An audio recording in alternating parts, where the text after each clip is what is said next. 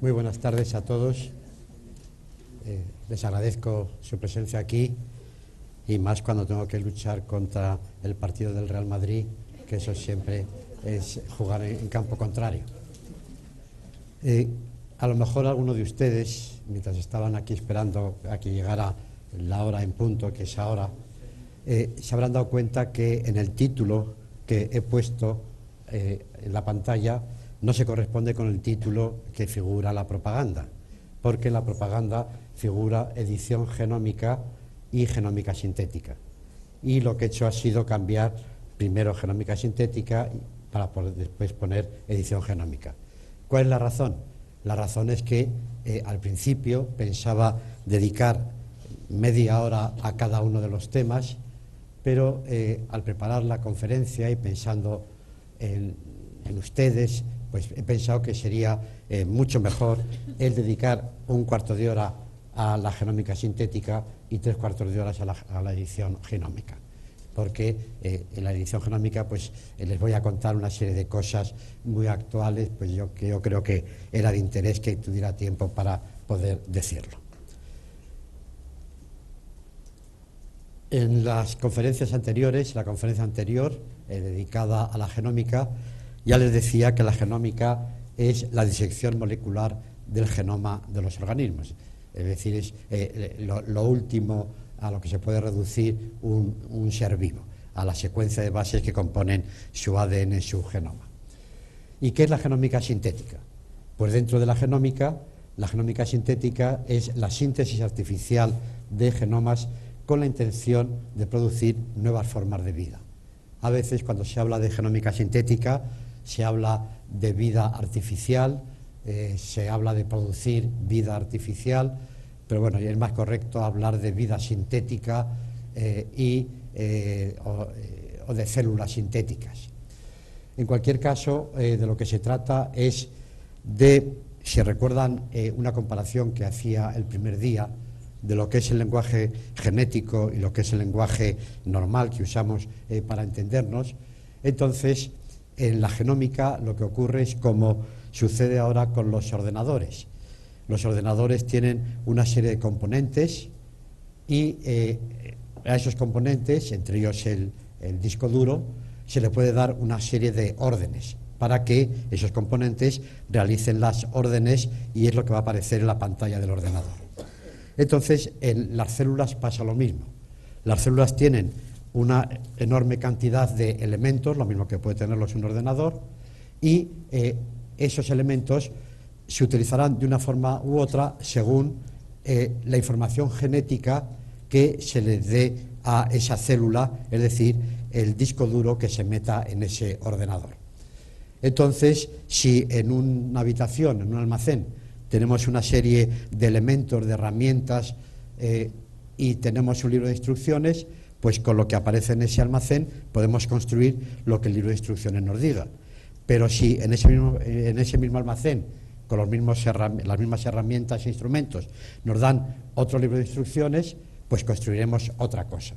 Entonces, eso es la genómica sintética, el tratar de construir en el laboratorio de forma sintética las instrucciones genéticas que se le va a dar a una célula para que construya lo que las órdenes, el libro de instrucciones, le hayamos dado. En toda esta historia recordarán a este personaje que el otro día también sacaba, no sé si esta misma diapositiva u otra, pero bueno, aquí se lee que se trata de Craig Venter. Craig Venter es uno de los fundadores de la genómica, ya les dije que era una persona importantísima, un científico fantástico, y también les dije que era el científico más odiado de la Tierra, por aquello de las patentes de genes humanos, en fin, aquellas cosas que veíamos el otro día. Y junto a Craig Venter he seleccionado también a este otro personaje, Hamilton Smith, que fue premio Nobel el año 78 y que lo que es la historia entre bastidores de la ciencia, resulta que Hamilton Smith, a pesar de ese premio Nobel, llegó un momento en el que le negaron los fondos para investigar, porque a juicio de los evaluadores no trabajaba lo suficiente. Si pensamos que en España hubiera un premio Nobel, vamos, aunque estuviera durmiendo todo el día, le seguirían lloviendo las ayudas económicas para su laboratorio. Entonces, Hamilton Smith estaba a punto de dejar la investigación cuando vino a Madrid a una reunión sobre el proyecto Genoma Humano que hubo en Bilbao, y allí se encontró con Craig Venter, el que he puesto antes, y Craig Venter le invitó a que se uniera. Él le contó a Hamilton Smith sus penas de que se quedaba sin dinero para investigar, y entonces Craig Venter le dijo, pues vente a mi grupo y trabaja conmigo. Y entonces tuvo la humildad suficiente para entrar, digamos, como colaborador, un premio Nobel, como colaborador en un determinado grupo de trabajo. Pero la realidad es que todo lo que se ha podido hacer desde el punto de vista de manipulación genética en el laboratorio ha sido gracias a Hamilton Smith por la experiencia que había ganado y que le había conducido al premio Nobel. Recordarán también este cuadro que les puse el día anterior cuando hablábamos de la genómica y decíamos que los primeros genomas que se secuenciaron fueron genomas bacterianos, y entre todos ellos marco en rojo este de Mycoplasma genitalium. Mycoplasma genitalium es una bacteria que vive en el tracto genital femenino, humano, y que es hasta ahora el organismo vivo que tiene el genoma más pequeño, porque el tamaño de su información genética es de 580.070 pares de bases, mientras que otras bacterias andan pues por casi los 2 millones o los 4,5 millones, etc. Y este Mycoplasma genitalium fue el origen de lo que es la genómica sintética, que les voy a contar dentro de un momento. Entonces, la historia que ha conducido a la genómica sintética empezó hace ya bastantes años, en 1999, cuando Craig Venter y sus colaboradores definieron lo que se ha llamado el juego esencial mínimo de genes y genoma mínimo. ¿Eso qué quiere decir? Resulta que trabajando con esa especie de bacteria Mycoplasma genitalium, que está formada, como veíamos antes, su genoma por 580.000 pares de bases, que corresponden a unos 480 genes, resulta que esos 480 genes, mediante una técnica que entonces fue revolucionaria, que es lo que se llama la mutagénesis global mediante transposones. El transposón son trozos de ADN que saltan de un lado a otro del genoma, y claro, si están aquí y saltan a otro lado, destrozan un gen, es decir, como un elefante en una cacharrería. Entonces, resulta que utilizando esa técnica se dieron cuenta, Craig y colaboradores, que de los 480 genes, 130 no servían para nada. O más que no servían para nada, se podía prescindir de ellos, eran prescindibles. Entonces, eso es lo que le llevó a ese concepto de genoma mínimo, o juego esencial mínimo de genes, e incluso le llevó unos años más tarde, en los años 2006 y 2007, a obtener una patente en la Oficina de Patentes de los Estados Unidos, en los que patentaba ese juego mínimo de genes capaces de producir vida natural, pero bajo el control del investigador. Y que este Venter ya tenía en la cabeza indudablemente lo que luego iba a ser la genómica sintética. Entonces hicieron el grupo de Venter una serie de pruebas en laboratorio, de investigaciones. En primer lugar, si a un ordenador, el ejemplo que ponía antes, le quito el disco duro y le pongo otro disco duro con otra información, lo que el ordenador hará será lo que le manda el nuevo disco duro que le hemos metido a cambio del primero. Entonces, lo que ellos hicieron fue, en una especie de bacteriana, en este caso era el mismo género Mycoplasma, pero la especie Capricolum, lo que se hizo fue cambiar el ADN de esa especie y transformarla en otra especie distinta, la especie Mycoplasma mycoides, porque el genoma que se le había metido a esa célula bacteriana era el de micoides y se le había quitado el disco duro propio de la especie a la que pertenecía. Entonces, viendo que eso funcionaba, esa técnica, el siguiente paso, el año 2008, que hizo el grupo de Venter, fue ya sintetizar químicamente un genoma bacteriano completo. Es decir, lo que la naturaleza ha hecho a lo largo de miles y millones de años, pues bueno, en el laboratorio se puede, en trozos pequeños que se van solapando unos con otros, se van uniendo a trozos más grandes, más grandes, más grandes, hasta que al final se consigue sintetizar una molécula circular de ADN, que es el genoma que se está intentando sintetizar, y de tal manera que lograron sintetizar químicamente el genoma de esa bacteria Mycoplasma genitalium, que como la habían sintetizado químicamente en laboratorio, le cambiaron el nombre y le llamaron Mycoplasma laboratorium, para indicar que no era la original, sino el ADN que ellos habían sintetizado químicamente en el laboratorio. Y el siguiente paso, estamos ya en el año 2010, entonces lo que hicieron fue obtener la síntesis química porque esta Mycoplasma laboratorium, a pesar de un genoma el más pequeño conocido, pues tenía una serie de inconvenientes y tuvieron que cambiar de estrategia, y la estrategia era que tenían que obtener otra genoma mucho más grande, en lugar de 580.000 pares de bases, 1 millón de pares de bases, pero consiguieron hacer también la síntesis química, y la síntesis química de ese genoma micoides funcionaba perfectamente, de tal manera que una célula que era de una especie distinta, Capricolum, se transformaba en micoides al haber introducido el genoma sintetizado químicamente. Es decir, que era la primera realmente célula sintética obtenida en el laboratorio por primera vez en el mundo.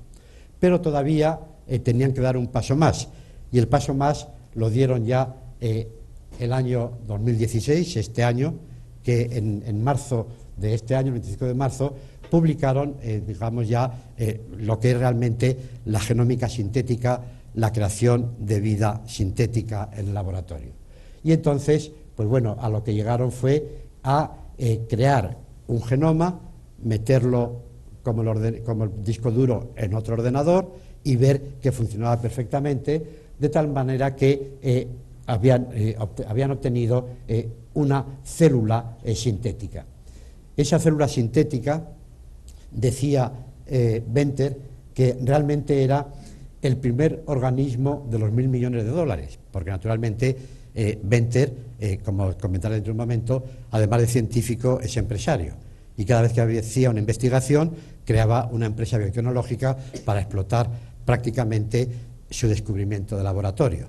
Y entonces él decía el valor que puede tener que en el laboratorio se pueda sintetizar una nueva forma de vida que sea capaz de producir hidrógeno, producir biocarburantes, etanol, capaz de capturar anhídrido carbónico, capaz de producir sustancias tóxicas. Imagínense el poder que puede tener esa empresa que sea capaz de obtener una fuente de combustibles independiente del petróleo, simplemente por haber fabricado sintéticamente el genoma de una nueva bacteria capaz de producir el etanol o el hidrógeno, etc. Por eso, decía Venter, hemos obtenido el organismo de los $1.000 millones, porque detrás de todo esto viene la solicitud de las patentes de ese organismo que acaban de sintetizar. Las varias bacterias sintetizadas, su genoma químicamente en el laboratorio, con un aspecto absolutamente normal, distintos tamaños, en función de la vida o de la edad de esas células, pero en cualquier caso, este es el primer organismo sintético auténtico creado en el mundo y que, digamos, pues puede revolucionar la humanidad. Cuando el primer día trataba de explicarles qué era eso de la revolución del ADN y la biocracia, y les decía que era la importancia de la genética como generadora de dinero, de recursos económicos con sus aplicaciones, pues por eso les decía antes que Venter es un científico, sin ninguna duda, pero es un empresario. Cuando veía antes esta diapositiva, me acuerdo que hace bastantes años, quizá 20, 25 años, vino a Madrid a dar una conferencia un premio Nobel, Paul Berg, y bueno, pues yo fui a escucharlo en la Fundación Juan March, y la presentación que hicieron de ese científico premio Nobel era que había sido elegido ese año empresario del año en Estados Unidos. Es decir, que en Estados Unidos hay una cultura de grandes científicos que enseguida saben aplicar y sacar rendimiento económico a sus investigaciones. Y ese es el caso de Craig Venter, científico y empresario, una fotografía realmente original, y es esa, digamos, valía, esa personalidad de Craig Venter, se resalta, por ejemplo, en esta diapositiva. Él empezó trabajando en los Institutos Nacionales de la Salud de los Estados Unidos, el NIH, y el año 84, y poco a poco pues fue saltando de un sitio a otro, de tal manera que fue creando todos estos que aparecen aquí, son empresas biotecnológicas creadas por el propio Venter. Cada vez que había algún descubrimiento nuevo, creaba una empresa para sacarle jugo económico a ese descubrimiento. Recordarán el otro día que hablábamos de la medicina de precisión, el programa que ha empezado en Estados Unidos, el de la farmacogenómica, medicina de precisión, y al final veíamos que en Estados Unidos se había aprobado una subvención nacional para hacer esas investigaciones, y uno de los laboratorios era el de Craig Venter, precisamente este que fundó para esas cosas, que se llama Human Longevity Incorporated, es decir, una empresa dedicada a estudiar desde el punto de vista genético la longevidad humana. Entonces, en cualquier caso, la figura de Venter es apasionante, sus méritos son enormes, en algunos casos reconocidos, como en este caso cuando le va a imponer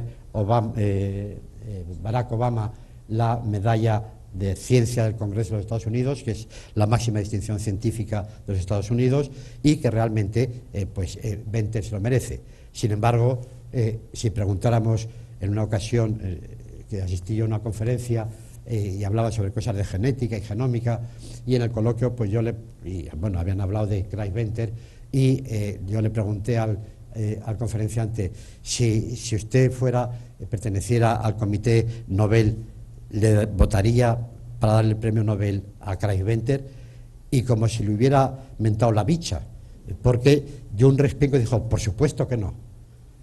Ya digo que Venter es el científico, o uno de los científicos más odiados del mundo, precisamente por ese poder económico que saca de todas sus investigaciones. Entonces, puedo meterme con la segunda parte más larga de mi intervención, que es lo que tiene que ver con la edición genómica. En las clases en la facultad, pues algunas veces a los alumnos les decía que si quieren triunfar en la investigación, pues tenían que aplicar y seguir las reglas de investigación, que es que la investigación se basa en un trípode, y esas tres patas, una de ellas es que hay que plantearse una pregunta importante. Si uno quiere triunfar, no hay que investigar tontadas, hay que hacer una pregunta importante, porque si la contesta bien, pues será famoso. Por otro lado, hay que saber acertar con el material biológico. Si estamos hablando de investigación en biomedicina o en biología, pues el material biológico adecuado para poder hacer esa investigación. Y la tercera pata de esa regla de la investigación es que hay que utilizar una técnica metodológica o instrumental adecuada. Es decir, que para cada investigación hay que saber qué herramientas metodológicas se van a utilizar. Y si se aplican bien las tres cosas, la pregunta, el material biológico y la técnica, pues seguro que esa persona triunfa en su carrera investigadora. Entonces, en relación con las técnicas, y esto tiene que ver por lo que vamos a hablar de la edición genómica es una técnica, y por eso es por lo que estoy ahora haciendo hincapié en la técnica. A lo largo de la historia de la genética, resulta que en 7 ocasiones se dio el premio Nobel a distintos investigadores precisamente por haber puesto a punto técnicas que han sido decisivas a la hora de posteriores investigaciones genéticas. Por ejemplo, entre los galardonados premios Nobel por técnicas, este es Hamilton Smith, del que he hablado al principio. Este es Paul Berg, el que le presentaron como el empresario del año de los Estados Unidos. Y cuando yo preparaba este ciclo de conferencias, pensaba que aquí podría haber puesto como octava premio Nobel de técnicas genéticas precisamente la edición genómica con la técnica que se denomina CRISPR-Cas9. Es una jerga que se utiliza en este contexto, pero que yo estaba seguro que este año el premio Nobel se lo iban a dar a estas dos científicas, a Jennifer Doudna y Emmanuelle Charpentier, porque serán premios Nobel. Si no ha sido este año, serán el que viene, y si no, al siguiente. Y además los premios Nobel solo se pueden dar como máximo a 3 personas, el mismo premio Nobel, de no ser una organización, puede ser 1, 2 o 3. Y entonces podrá ocurrir que quizá algunos recuerden que este año en televisión, cuando el 7 de octubre se acercaban los premios Nobel, que se conceden el 7 y el 8 de octubre, pues hubo un español que aparecía en las pantallas de televisión. Y es que a lo mejor ese alguien más podrá ser un investigador español, el profesor Francis Mojica, del que hablaré dentro de un momento. Es decir, que el premio Nobel de la edición genómica se lo merecen Doudna y Charpentier, y se lo merece también este español por las razones que diré dentro de un momento. Entonces, ¿qué se entiende por edición genómica? Bueno, es un tipo de manipulación genética, de ingeniería genética, en la que el ADN es insertado o se elimina o se reemplaza en el genoma de un organismo utilizando una herramienta genética que son un tipo de enzimas, que son las nucleasas, que son una especie de tejidas moleculares. Porque la edición genómica lo que hace es el corta y pega. Lo que hacen los malos alumnos de bachillerato o de universidad, les mandan un trabajo y se van a Wikipedia y entonces cogen un trabajo, lo cortan y lo bajan del ordenador y cogen otro trabajo y lo pegan al anterior y así presentan su trabajo como si fuera una cosa original, cuando en realidad es un corta y pega. Pues bueno, lo que la edición genómica hace realmente es, y se le llama así coloquialmente en el argot científico, la técnica de corta y pega. Entonces, esas nucleasas tienen una característica distinta de otras tijeras moleculares, y es que cortan la molécula de ADN, recuerden que es una molécula doble hélice, bicatenaria, cortan las 2 hélices a la vez, con lo cual resulta que los 2 trozos de ADN quedan separados. Hasta ahora, otro tipo de nucleasas lo que hacen es cortar solo una hélice de ADN, pero queda unida por la otra que está intacta, y no hay peligro de que se separen los dos trozos y se desbarate todo. Las nucleasas rompen, es rotura de doble cadena, y lo que pasa es que la maquinaria celular inmediatamente impide que se separen los 2 trozos de ADN y los vuelven a juntar, en fin, ya con los requerimientos que la propia técnica va a producir. Entonces, lo que se trata es de conseguir la edición genómica. Cuando se edita un libro o un escrito, el editor lo que hace es corregir los defectos que haya y poner la palabra correctamente escrita, etcétera. Entonces, esta técnica lo que va a ser leer el ADN y corregir los errores, cortando el trozo equivocado y poniéndole el trozo correcto. O al revés, si se quiere hacer una investigación, digamos, para ver qué consecuencias tienen ciertas mutaciones, pues se coge un ADN con el gen normal y se quita el gen normal y se pone un gen incorrecto para ver qué daño produce la mutación en el gen normal. Entonces, en eso va a consistir la edición genómica, y lo que a nosotros nos interesa en la edición es este tipo de corrección, donde va a haber un trozo de ADN que va a ser homólogo a los bordes donde se va a producir la rotura, para sustituir el trozo que falta en medio por el trozo que queremos añadir. Es decir, ese sería en sentido estricto lo que es la edición genómica. Pero claro, el problema es que nosotros hablamos de ADN, pero no nos imaginamos, yo creo que si un ser humano se pudiera hacer diminuto y microscópico y meterse en una célula para ver qué es lo que está ocurriendo en la célula, yo creo que se moriría del susto de ver la cantidad de cosas que pueden ocurrir o están ocurriendo continuamente a velocidades supersónicas a nivel molecular para que toda la información genética funcione. La transcripción, la traducción, la replicación, en fin, todos los mecanismos que hacen que de una información genética, un gen, al final termine una proteína, todo eso es una maquinaria, digamos, enloquecedora. Entonces, el peligro es que ese ADN que está en el núcleo es un ovillo gigantesco de moléculas de ADN, y ¿cómo sabemos en ese ovillo, en esa sopa de fideos gigantesca de ADN, dónde está el trocito de ADN minúsculo que nos interesa? Y porque claro, lo que puede ocurrir normalmente es que cuando nosotros tengamos un ADN que queremos meter en el ADN de la célula, pues ese ADN que queremos meter puede ir a cualquier lado, cuando a nosotros nos interesaría que fuera al lugar concreto del gen que queremos corregir, etcétera. Entonces, lo que se trata, el siguiente paso que habría que plantearse es cómo se logra que dentro de esa maraña de ADN, maraña molecular de ADN, las enzimas, los mecanismos sepan dónde tienen que ir.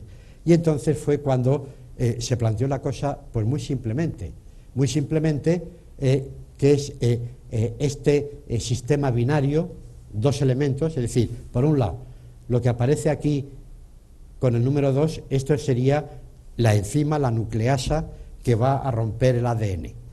Pero como queremos que rompa el ADN en un lugar concreto, ¿cómo esa tijera enzimática va a saber el sitio? Pues si se asocia a otro elemento, el que aparece aquí como número 1, que reconoce, por homología, el trozo de ADN que se quiere manipular. Con lo cual, con este sistema binario de reconocimiento de la secuencia de homología y con la rotura de la doble hélice, es como se ha conseguido la edición genómica.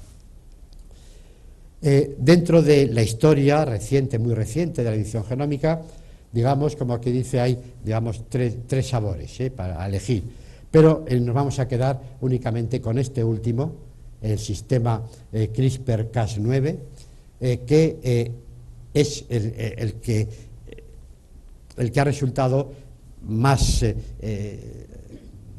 interesante por lo siguiente, porque si comparamos, por ejemplo, lo tengo aquí, si comparamos ese sistema CRISPR-Cas9 con los otros dos, resulta que hacer una investigación con uno de ellos, pues valía en torno a 30.000 euros esa investigación. Hacerla con el otro sistema Talent dura, pues, la investigación 3-4 meses y cuesta 10.000 euros, pero resulta que esta técnica nueva, CRISPR-Cas9, en 2-3 semanas y con un coste de 20 a 30 euros se consigue lo mismo que con las anteriores. Entonces, ¿qué es lo que ha pasado? Que cuando ese sistema CRISPR-Cas9 se ha puesto a punto, ahora se utiliza en miles de laboratorios de todo el mundo. Porque lo que antes era prohibitivo, por tiempo y por dinero, ahora resulta que está al alcance de cualquier economía, de cualquier laboratorio. Por eso, la importancia que tiene este sistema en la investigación genética actual. Importancia que fue la causa de que el año 2015 la revista Science pues dijo que la técnica CRISPR era el descubrimiento más importante del año en ciencia. Y efectivamente pues la cosa ha sido así. Decía antes que a la hora de ver quiénes han intervenido en esto de poner a punto la técnica, había un español, el español es Francisco Javier Martínez Mojica, profesor de la Universidad de Alicante, que resulta que el año 93 hizo un descubrimiento básico, pero que no tiene que ver nada con lo que ahora es, pero resulta que muchas veces cuando se da un premio Nobel actualmente se premia al que hizo el primer descubrimiento hace 50 años, 40 años, etcétera, y los que lo han utilizado para, digamos, su desarrollo máximo. Entonces, cuando den el premio Nobel a la técnica CRISPR-Cas9, sería injusto que no se la dieran a Javier o a Francis Mojica. Porque Francis Mojica es microbiólogo y trabaja en la Universidad de Alicante y se dedicó a estudiar pues unas bacterias que viven en las salinas de Alicante, es decir, organismos capaces de crecer en grandes concentraciones de sal, y bueno, al estudiar ese organismo pues se encontró con que había unas características como las que aparecen aquí, y es que resulta que con el tiempo se descubrió que las bacterias desde hace 3.000 millones de años tienen un sistema de inmunidad contra los virus que crean ellas mismas. Es decir, nosotros nos curamos cuando nos infecta o para que no nos infecte algún agente patógeno, nos vacunamos.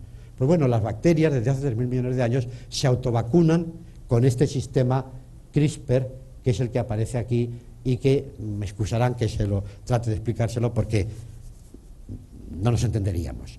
Entonces, en cualquier caso, lo importante es que sepan que el descubrimiento del español fue encontrarse primero en unas bacterias de Alicante, como les decía, y después, al encontrarse esto tan raro, resultó que en otras bacterias pasaba lo mismo y en otras los mismos, y ahora en miles de especies de bacterias ocurre lo mismo, que todas tienen ese sistema de autoinmunidad contra los virus.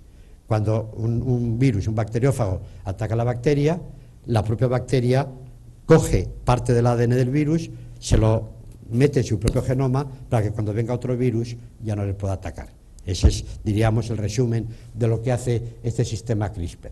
Y esto es lo que utilizó, esto se corresponde con esas secuencias de inmunidad, y aquí son las proteínas Cas.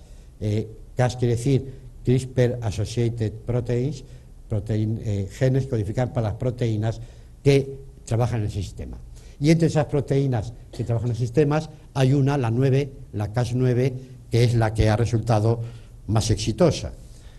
Tan exitosa que en realidad ese esquema que ponía antes del elemento binario, por un lado la nucleasa que corta la doble hélice de ADN y por otro lado el reconocimiento de la secuencia, pues resulta que efectivamente el sistema CRISPR-Cas lo que hace es, lo que aquí aparece en amarillo sería el equivalente a la proteína, a la nucleasa Cas9, que va a cortar el ADN en las dos hélices, dobles roturas, como decía antes, pero en el lugar preciso. El lugar preciso es por el propio reconocimiento de esa secuencia de ADN que lleva esta molécula, que es molécula de ARN, que va asociada a la proteína. Con lo cual, hay una molécula de ARN que lleva la proteína al sitio correcto. Y, efectivamente, con ese planteamiento es como estas dos investigadoras, Jennifer Doudna y Emmanuelle Charpentier, vieron que lo que tenían que hacer era esto. Y este esquema que ellas mismas propusieron era la proteína Cas y con una molécula de ARN que sirve para asociarse a la proteína Cas y llevarla al sitio correcto donde tiene que hacer la rotura. Y por ese planteamiento fue por lo que estas dos investigadoras pues prácticamente se van a repartir el premio Nobel. Hubo una publicación muy reciente que se titula Los héroes del sistema CRISPR-Cas, y entre esos héroes aparece Mojica, aparecen estas dos investigadoras a las que me estaba refiriendo, y hay un cuarto en discordia, que es trabaja en Norteamérica, de origen chino, Zhang, que lo que ocurre es que estas dos trabajaban en levaduras y él trabaja en células de mamífero. Y entonces el hecho de dar el paso de levaduras a mamíferos es fundamental para la aplicación clínica y genética luego para la especie humana. Y por eso, pues, como solo pueden ser tres, estas dos, digamos, son fijas, y entonces la duda sería entre Mojica y Zhang, aunque yo creo que se lo debían dar a Mojica, pero el año que viene nos reunimos y veremos a ver si he sido profeta en mi tierra. Naturalmente, una vez que se ponen a punto estas técnicas, ya empieza la aplicación. No olviden esa idea de biocracia que flota en este ciclo de conferencias. Y, naturalmente, pues vienen las patentes que se derivan de estos descubrimientos, y ahora están peleados en Estados Unidos, por un lado en la Universidad de Berkeley y el MIT, el Massachusetts de tecnología, y entonces no saben quién gana la patente porque están en litigio, y posiblemente no les han dado el premio Nobel este año por estar en querellas de abogados para ver qué patente es la que triunfa. Por otro lado, la aplicación inmediata, las compañías biotecnológicas, y ya, pues por supuesto, en Estados Unidos, Jennifer Doudna ha creado, al estilo Venter, una compañía biotecnológica, Editas Medicine, mientras que Emmanuel Charpentier pues ha hecho otro tanto en Suiza, creando la compañía CRISPR Therapeutics. Es decir que, bueno, evidentemente son descubrimientos importantísimos, pero de una aplicación tan potente, de tanto valor económico, que todos se pelean pues por las patentes, por las aplicaciones. Pero claro, una vez que se tiene esas herramientas, como repetiré luego en algún momento, pues seguro que me saldrá, las técnicas en sí no son ni buenas ni malas, depende de cuál es su utilización. Y entonces resulta que ya el año 2015 hubo un grupo chino que utilizó la técnica de edición genómica utilizando embriones humanos. Entonces, el problema está que una cosa es aplicar y utilizar esas técnicas utilizando plantas o animales, y otra cosa es utilizar seres humanos. Y dentro de utilizar seres humanos, una cosa es utilizar seres humanos adultos o seres humanos embrionarios. Entonces, los chinos, como el otro día comentaba, no tienen ningún tipo prácticamente de control de problemas éticos. Bueno, pues este grupo de investigación pues intentó utilizar la técnica de edición genómica CRISPR-Cas9 en embriones humanos. Incluso este trabajo lo mandaron a las revistas más importantes, como puede ser Science o Nature, pero no se lo aceptaron precisamente por la carga ética que tenía ese trabajo, el haber hecho una investigación en embriones humanos, cuando en la comunidad científica, en su mayor parte, está de acuerdo en que no se puede experimentar con embriones humanos, lo cual no quiere decir que no haya algunos que no lo hagan, pero bueno. Entonces, eso por un lado. Pero por otro lado, esto también es importante, es que muy poco después de sacar los chinos ese trabajo, resulta que en el Reino Unido la Human Fertilization and Embryology Authority pues autorizó a una investigadora, a la doctora Nia Khan, del Instituto Francis Crick de Londres a utilizar la edición genética de embriones humanos con esta técnica CRISPR-Cas9 con fines de investigación, pero no que puedan seguir viviendo esos embriones manipulados. De hecho, digamos, el informe de esta institución del Reino Unido decía que los embriones no pueden tener más de 7 días, que es una fase embrionaria, la fase de blastocisto, de la que hablaremos después. En cualquier caso, la pregunta que queda en el aire es que la ciencia, y luego lo comentaré al terminar mi intervención, desde el punto de vista ético, ¿quién puede más, la ciencia o la ética? Y claro, la pregunta que dejo aquí en el aire es que cuándo y dónde nacerá el primer niño CRISPR, porque seguro que cualquier día nos enteraremos que ha nacido un niño que fue manipulado en su fase embrionaria con esta técnica de edición genómica. Entonces, esa técnica de edición genómica, ¿para qué puede servir? Ya pensando en la especie humana. Pues sobre todo para la terapia génica. La terapia génica es una forma de transgénesis.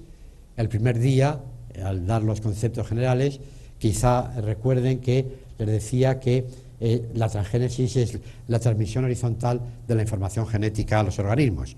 Nosotros hemos recibido una información genética por vía vertical, porque nuestros padres, los gametos de nuestros padres, se fecundaron y nos eligieron a nosotros. Eso es lo que se supone que es la línea vertical.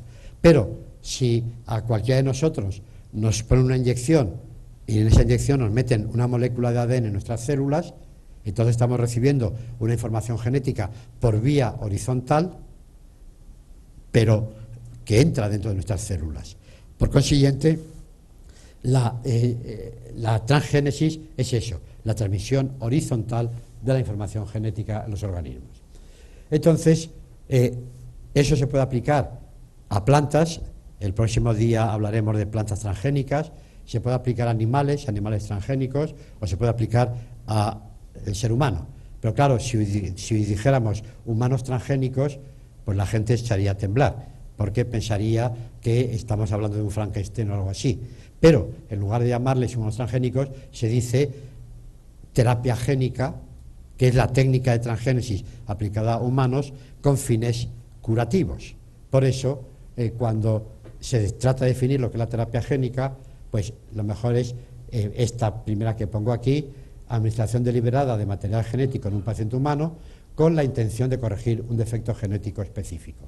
En lugar de suministrarle fármacos o medicamentos, pues metamos a ese paciente genes para que genes correctos hagan la labor que los genes defectuosos del paciente no podían hacer. Entonces, esa terapia génica pues, tiene muchos recovecos. Por supuesto, se puede aplicar en células somáticas o en células de la línea germinal. La terapia génica en células somáticas, que terapia génica somática, está legalizada en todo el mundo y moralmente bendecida en todo el mundo. Sin embargo, la terapia génica germinal, es decir, que afecta a las líneas germinales y que por tanto se pueden transmitir a la descendencia, esa ni está legalizada en casi ningún lugar del mundo y está moralmente, digamos, calificada de forma negativa en todo el mundo.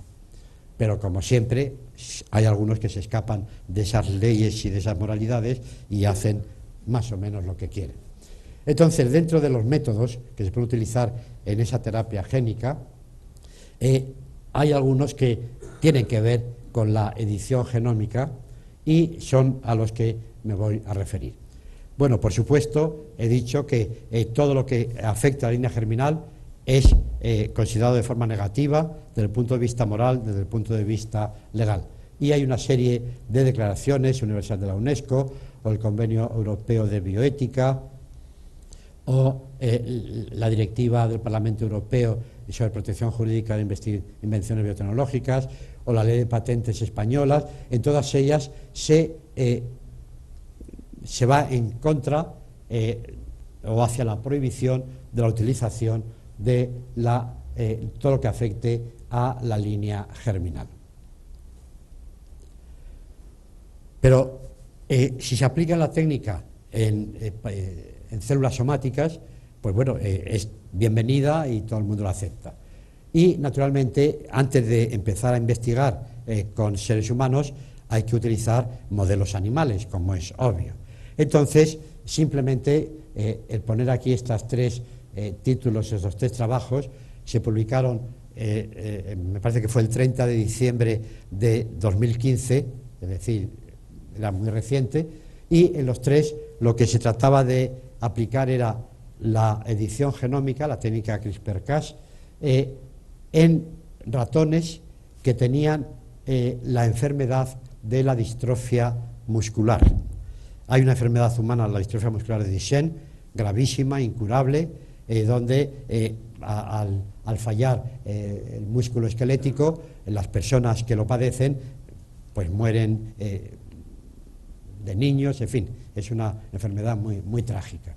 Entonces, lo que se comprobó utilizando células de ratones es que esa proteína que causa la enfermedad, que es la falta de distrofina, resulta que en el caso de los ratones se curaban las células cuando se habían tratado con la técnica de edición genómica, porque la mutación del gen que codifica para la distrofina se había corregido mediante la técnica de edición genómica. Imaginen un paciente humano al que se le pudiera aplicar esa técnica y se le corrigiera ese defecto.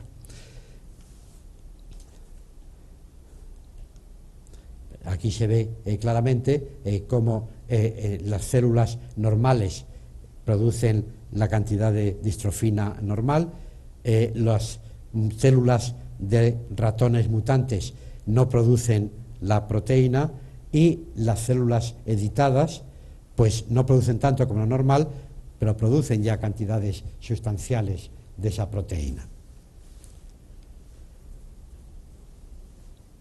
Hay una enfermedad, la progeria, que es la vejez prematura, que ocurre en la especie humana.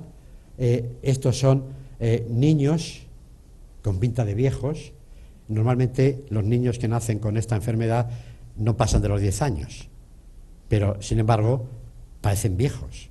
Entonces resulta que esta enfermedad está producida porque hay una mutación que impide que la membrana del núcleo, que es lo que aparece aquí en verde, aparezca así tan tersa, tan estirada, tan circular, sino que en las células de estas personas esa envoltura nuclear aparece totalmente distorsionada. Digamos que esa es la causa y lo que va a producir la enfermedad. Entonces, hay un investigador español, Juan Carlos Ispizúa. Las diapositivas que voy a poner ahora, muchas son de la conferencia que dio en la Academia de Farmacia el profesor Ispizúa cuando se le hizo académico de honor de la Academia de Farmacia, la Academia Nacional de Farmacia, y entonces dio una conferencia magistral sobre estos temas en los que él ha trabajado mucho. Y por eso, pues aquí aparece él, el momento de estar dándonos la conferencia y lo que estaba proyectando la pantalla y explicando. O sea, que estas fotografías son del doctor Juan Carlos Ispizúa Belmonte. Bueno, entonces resulta que esa enfermedad de la humana de la progeria, pues claro, ocurre en otras especies animales que tengan la misma mutación, como en este caso, este es un ratón que tiene la progeria, la membrana nuclear pasa como en la especie humana y aquí, si no estuviera esta pantalla aquí de la derecha, se ve que aparece el círculo normal, es decir, que si se pudiera corregir esa membrana nuclear y hacerla normal, pues lo que ocurriría sería esto, que en lugar de aparecer el ratón con la progeria, aparece el ratón normal. Imagínense la potencia que tienen estas investigaciones si algún día son aplicables en la especie humana. Porque claro, todo esto, piensen que todo se hace en ratones, en modelos de laboratorio, y que hoy se dice lo que se puede hacer, pero muchas veces la sociedad piensa, pues ya mañana voy a la farmacia a comprar lo que sea. Bueno, a lo mejor esto pasan 10 años, 20 años, 30 años, y luego resulta que fracasa en la especie humana, o al revés, sirve adelante, pero en cualquier caso lo que quiero mostrarles es la potencialidad que pueden tener estas técnicas, en este caso para la progeria. Hace 4 días, una cosa así, apareció en la prensa nuestra un comentario precisamente sobre Juan Carlos Ispixúa Belmonte, que había logrado corregir la ceguera producida por la retinitis pigmentaria en ratones, utilizando la edición genómica. Y esta fotografía, que corresponde de nuevo a la conferencia que dio en la Academia de Farmacia, nos dijo entonces, esto todavía no se ha publicado, y efectivamente, porque han pasado 2 o 3 meses desde que él nos lo contó en la Academia de Farmacia a cuando se ha publicado en la revista Nature hace 4 días. Y entonces lo que sucede es que efectivamente la percepción de la luz en un ratón mutante que tiene la retinitis pigmentaria, pues resulta que es incapaz de notar la luz.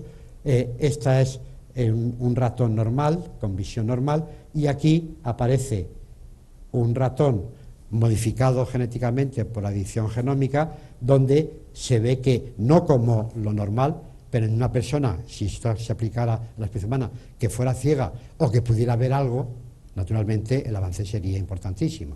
Y, en definitiva, es otra de las aplicaciones de en la investigación de Juan Carlos Ispixúa en el caso de la edición genómica aplicada a la retinitis pigmentaria. Una de las técnicas médicas, en fin, importantes de nuestra época es la de los trasplantes. Todos sabemos que el problema de los trasplantes es la lista de espera, es decir, que hay muchos más receptores a la espera que donantes. Entonces, una solución que se ha planteado es decir, bueno, en lugar de tratar de hacer el trasplante utilizando órganos de un humano sano al paciente humano enfermo, ¿por qué no utilizar una especie animal y utilizar el xenotrasplante, que es el trasplante de un órgano de una especie animal a la especie humana? Y de las especies animales, uno podría pensar, bueno, pues claro, lo más afín sería utilizar monos. No, pero no son los monos o los antropoides los más idóneos para ese posible xenotrasplante, sino que en realidad son los cerdos. Son los cerdos por 2 razones. Primero, porque la fisiología del cerdo se parece mucho a la fisiología humana. Y, en segundo lugar, porque el tamaño de los órganos del cerdo es muy parecido al tamaño de los órganos humanos. Y si hay que trasplantar un riñón a una persona, que el riñón sea de su tamaño adecuado, o si es un corazón, de su tamaño adecuado. Entonces, desde hace años se está intentando utilizar los cerdos como donadores para xenotrasplantes. Pero hay una serie de problemas que algunos están pues resueltos prácticamente, como son los rechazos hiperagudo y agudo. Los rechazos en los trasplantes es por problemas inmunológicos, incompatibilidades, pues de sistemas de incompatibilidad genética, pero sin embargo todo eso se ha ido solucionando. Pero había un problema muy serio, es que los cerdos tienen una serie de virus incorporados en su genoma que podrían infectar el ADN humano.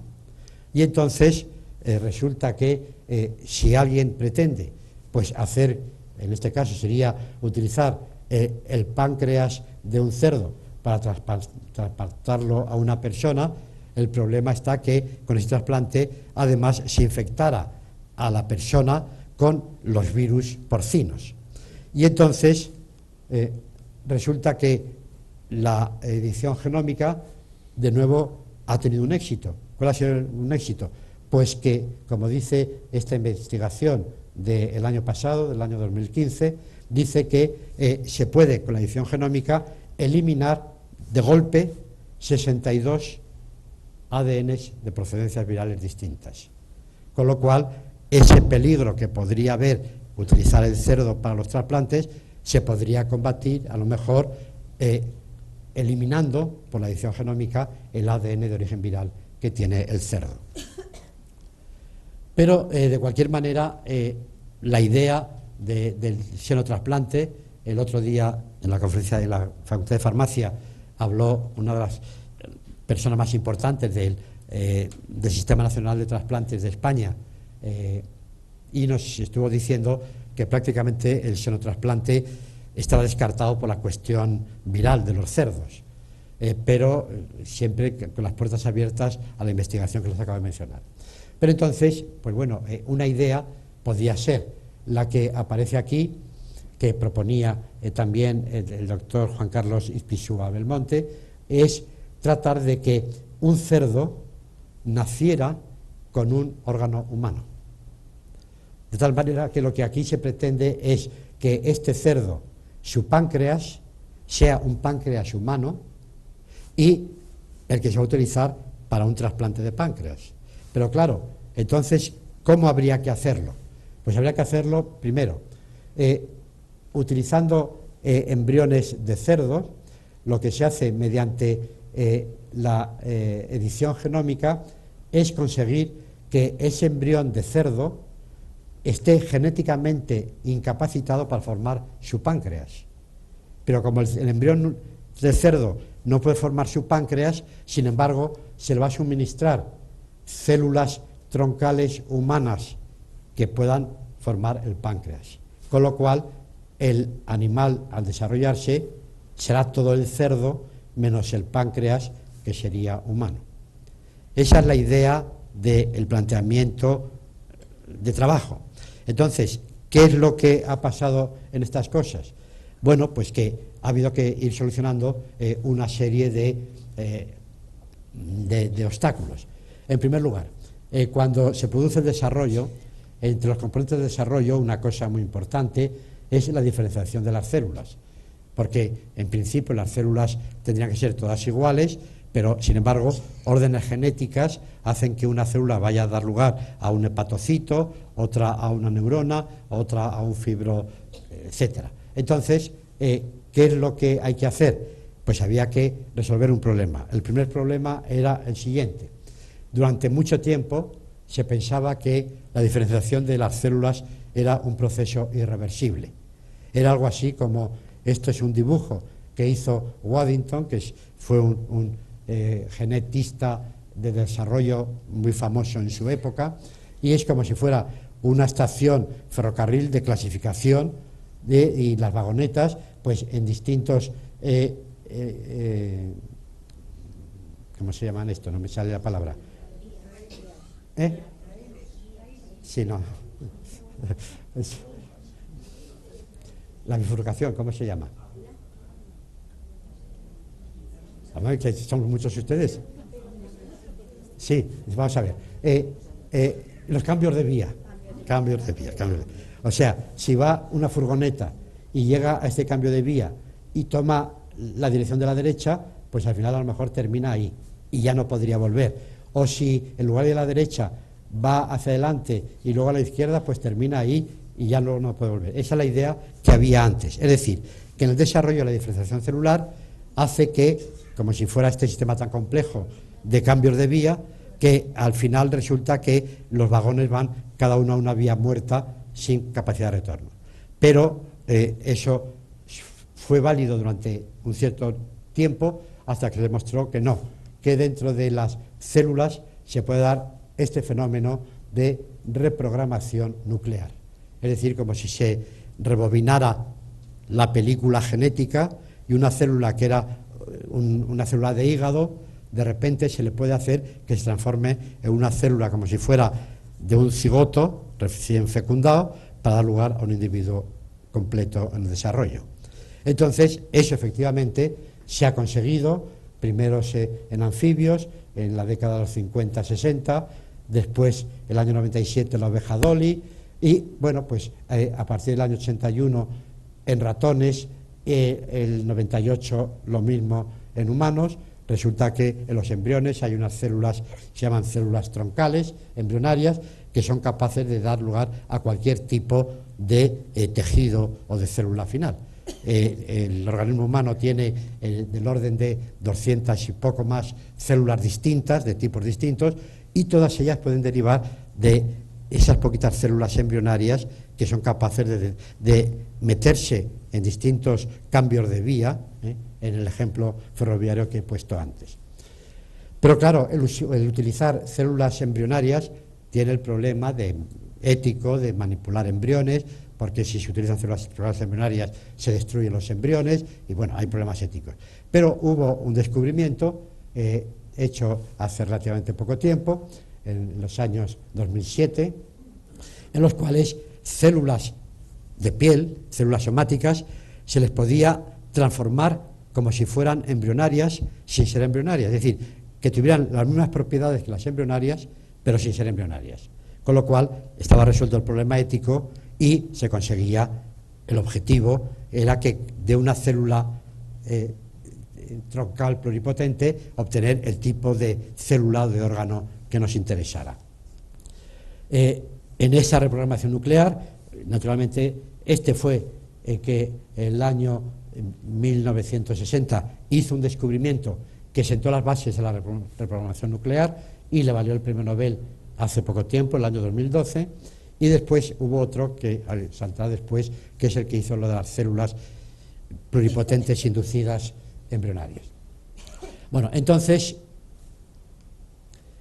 lo que se trata es de ver si esas células troncales, este es un embrión humano de 6-7 días, el cigoto con los dos núcleos procedentes del gameto masculino y femenino, 2 células, 4 células, 8 células, mórula y la fase de blastocisto, y aquí es donde están las células capaces de diferenciarse en esos 200 tipos de células distintas. Entonces, de lo que se trata es que esas células, ese es el blastocisto, estas son las células de la masa celular interna, son las que pueden transformarse en cualquier tipo de célula y por tanto de órgano final. Este fue el doctor Yamanaka que logró transformar una célula somática en como si fuera embrionaria, le valió el premio Nobel junto con el que hemos puesto antes, y el caso es que cuando se empiezan a aplicar estas técnicas, pues entonces se abren también otras posibilidades enormes. Por de pronto, si la idea nuestra era, o la idea de Ispizúa, era obtener un cerdo con páncreas humano, lo que se está produciendo es una quimera. Una quimera, como indico aquí, son organismos que tienen células, tejidos y órganos de diferente constitución genética que proceden de individuos distintos, o bien por fusión embrionaria o por transferencia de células, tejidos u órganos.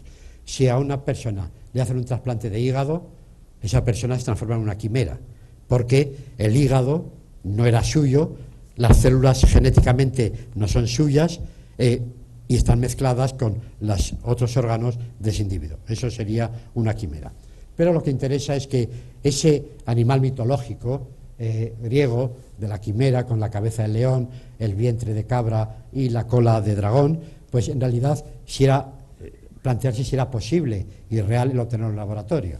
Y efectivamente, como se indica aquí, se pueden fusionar embriones en fases muy tempranas de desarrollo y, por ejemplo, si se mezcla un embrión, digamos, albino y un embrión negro, pues que nazcan embriones que tengan una parte albina y una parte negra. O, por ejemplo, en este caso, este ratón que aparece aquí es un ratón que tiene los 3 colores, canela, blanco y negro, porque este ratón tuvo 6 padres, porque fue la fusión de 3 embriones, uno negro, uno blanco y uno canela. Entonces, eso que se hace en ratones de laboratorio desde los años 60, se ha tratado de hacer en otros mamíferos. En este caso es una quimera, y se dan cuenta que de una quimera de oveja y cabra. La cabra y la oveja no cruzan sexualmente, pero los embriones se pueden fusionar y formar este bicho con mezcla de los dos aspectos. Entonces, volvemos al tema que nos interesa, es formar la quimera del ratón con el páncreas humano. Entonces, había que empezar por utilizar modelos animales, y el modelo animal era obtener un ratón que tuviera páncreas de rata. Claro, se buscan especies más o menos de laboratorio y más o menos afines, y efectivamente, pues lo que se hace es, en un embrión de ratón, se introducen células con las características genéticas que nos interesa, para que cuando esas células se mezclen con las del propio ratón, al desarrollarse, pues queden todos los órganos mezclados. Entonces, aquí en este esquema tendríamos un embrión en fase blastocisto, sería un embrión de ratón, y aquí están metiendo células troncales de rata, porque lo que interesaba era saber si realmente el organismo que se va a desarrollar conviven los dos tipos de células, y efectivamente se puede ver que efectivamente el páncreas de la rata se desarrolla dentro del organismo ratón, con lo cual el modelo pues parecía que podría ser válido para la especie humana. Vamos a la especie humana, y aquí se trata de meter células humanas dentro de embriones de ratón, y efectivamente las células humanas que están en verde, aquí se ve que hay muchas que pueden estar colonizando a este embrión de ratón, y claro, lo que hay que ver es qué pasaría en ese desarrollo. Lo que ese experimento trataba de hacer era comprobar si la técnica funcionaba. Entonces, claro, los embriones de estos mamíferos parece que son todos iguales. Es únicamente un poco más adelante cuando ya se pueden diferenciar lo que es cerdo, o de lo que es vaca, o lo que es oveja, o lo que es humano. Entonces, volvemos a la cuestión: ¿se puede hacer esto de meter un páncreas humano en un cerdo? Que es el trabajo que actualmente está realizando el doctor Juan Carlos Ispizúa, y lo está realizando en España, precisamente en la Universidad Católica de Murcia. Suenan un poco las cosas un poco extrañas, pero la cosa es así. Entonces resulta que, bueno, pues ahí tienen los cerdos que están preparando para ver si son capaces de albergar órganos humanos, y en este caso se trata de células humanas dentro del embrión cerdo, para ver si son compatibles o no. Porque lo que ocurre en estas cuestiones es que hay que resolver una serie de problemas. El primer problema es si la pluripotencia de las células humanas siguen funcionando en el organismo distinto al humano. Por otro lado, poner en sincronización las células. Hay un ejemplo muy bueno que también se lo tomo prestado del doctor Ispizúa. Al hacer el querer que un órgano humano se desarrolle con normalidad en el cerdo, es lo mismo que lo que tiene que hacer este coche para meterse en ese torrente de circulación en la carretera.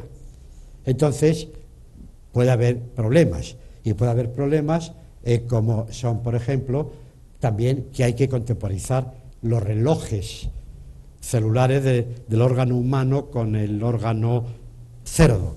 Y claro, pues digamos que ese coche que se va a meter en el torrente circulatorio de coches de ese tráfico tan denso, pues bueno, digamos que los relojes habría que acompasarlos para tener un lapso de tiempo hasta que se pueda meter.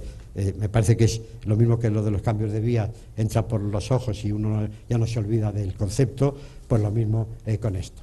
Y entonces, posiblemente, lo que se está intentando es de ver si efectivamente esto que poníamos antes del páncreas del cerdo trasplantado a una persona, pues que ese páncreas sea humano en lugar de ser de cerdo.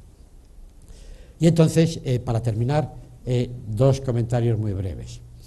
He tratado de exponer muy rápidamente una serie de técnicas maravillosas, pues yo creo que estamos todos asombrados Ustedes, si es la primera vez que las oyen o las ven, y yo cada vez que lo cuento me asombro igual, porque me parecen fantásticas. Entonces, ¿qué pasa desde el punto de vista ético?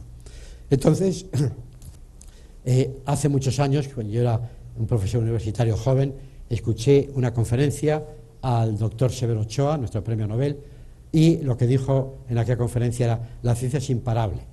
Y a mí aquello me impactó mucho, eso dicho por un premio Nobel me marcó. Pero claro, el decir que la ciencia es imparable tiene dos lecturas. Una primera lectura es decir, efectivamente, el progreso científico es continuo, pero tiene una segunda lectura peyorativa o peligrosa, y es que la ciencia es imparable porque los científicos no están dispuestos a parar. Y claro, si los científicos no están dispuestos a parar, en muchas ocasiones puede haber problemas éticos importantes. Entonces, cuando se habla de estas cosas, dicen, no, si es que detener el progreso de la ciencia es imposible, es como querer poner puertas al campo, porque todo lo que se pueda hacer se hará, o todavía más categóricamente, todo lo que se pueda hacer hay que hacerlo. Eso es cambiar el imperativo kantiano por un imperativo tecnológico. Como se puede hacer, hay que hacerlo. Y entonces eso nos lleva al principio de responsabilidad que postulaba Hans Jonas en el año 79 en un ensayo sobre la ética para la civilización tecnológica, donde decía Hans Jonas: el principio, la tesis de partida de este libro es que la promesa de la técnica moderna se ha convertido en una amenaza, o que la amenaza ha quedado indisolublemente asociada a la promesa. Lo que hoy puede hacer el hombre, y después en el ejercicio insoslayable de ese poder tiene que seguir haciendo, carece de parangón en la experiencia pasada. Es decir, que estamos en el imperativo tecnológico. Y termino con estas dos consideraciones. Evidentemente, todo lo que se he contado hoy, estas técnicas maravillosas de genómica sintética, de edición genómica, no son ni buenas ni malas en sí. Todo depende de las aplicaciones que tengan. Y además, esto que se lo comenté, me parece que fue el primer día, en la primera conferencia, algo que me ha hecho pensar, y por eso lo recojo aquí. Cuando no podíamos hacerlo, era fácil decir que no deberíamos hacerlo. Lo malo es que ahora que podemos hacerlo, ¿quién para a la maquinaria científica? Nada más, muchas gracias.